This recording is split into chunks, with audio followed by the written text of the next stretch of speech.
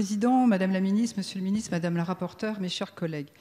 Internet est par essence un espace privilégié, unique pour le développement de la liberté d'expression, mais c'est aussi par essence le vecteur amplifié des formes d'expression les plus sombres de cette liberté. La toile est ainsi devenue un immense champ de bataille qui se nourrit de nos émotions et de nos impulsions.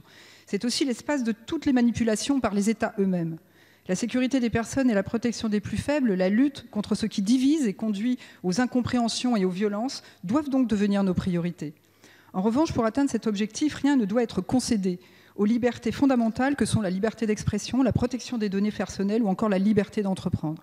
Concilier ces impératifs nous oblige donc à proposer et mettre en place des dispositifs équilibrés et efficients. Or, si votre proposition a fortement évolué depuis sa présentation, vous refusez toutefois de renoncer à l'inacceptable. D'un côté, vous ne cessez de dénoncer le pouvoir toujours plus grand pris par les géants du numérique et de l'autre, vous nous proposez à travers l'article 1 de transférer aux moteurs de recherche et aux plateformes de partage le pouvoir du juge, celui qui réside notamment dans le pouvoir d'appréciation et qui participe de l'élaboration de la jurisprudence. Vous acceptez de confier ce pouvoir sans retenue aux plateformes en leur donnant un pouvoir de retrait en 24 heures de tout contenu qu'ils auraient jugé manifestement illicite, en habillant effectivement habilement cela de mots responsabilisation. Par ailleurs, vous avez introduit au dernier moment une obligation de retrait en 1 heure de contenu qualifié de terroriste par la seule police sans le recours du juge. Censuré pourtant pour la 2e fois il y a 2 jours par le Conseil constitutionnel sur la place du juge en amont des décisions privatives de liberté et non en aval, vous tentez une 3e fois de le faire. Et alors que la priorité devait être de donner plus de moyens humains et financiers à la justice pour faire son travail.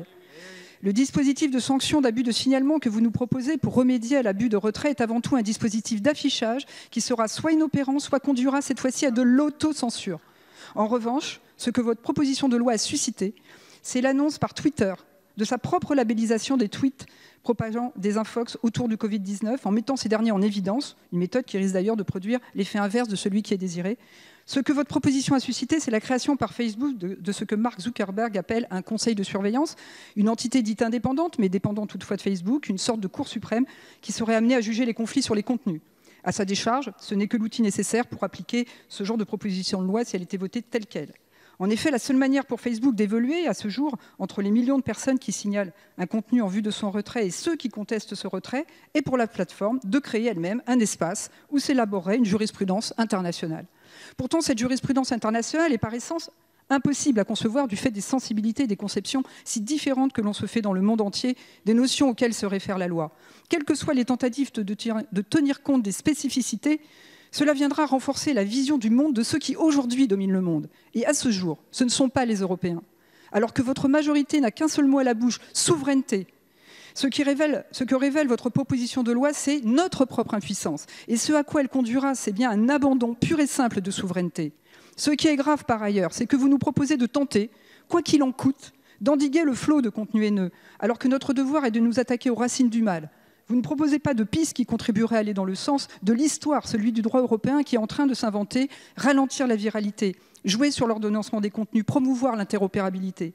Toutes ces pistes, notre groupe vous les avait proposées dès la première lecture, vous les avez balayées. Depuis le début de la crise, vous nous dites que le jour d'après ne sera pas comme le jour d'avant. Vous appelez à la coopération et à la solidarité européenne. Et la première loi que nous sommes amenés à adopter en début de déconfinement est une loi potentiellement liberticide qui propose des mesures nationales unilatérales sur un sujet par essence transfrontière.